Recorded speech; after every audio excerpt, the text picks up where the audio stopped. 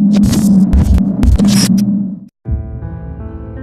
rally súper complicado, con muchas trampas, con unas recetas escondidas. Los rallies gallegos son bonitos y son diferentes, y por todo, climatología, paisaje, todo.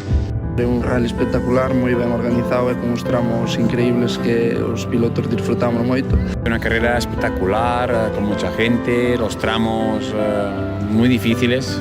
Preciosos y rápidos tramos, con lluvia y sin lluvia. La forma de organizar que tiene, que la verdad que nos hace sentirnos como en casa, nos cuidan con mucho cariño. Ya lo decía cuando hacíamos Nacional de Asfalto, me encanta venir a correr a Galicia.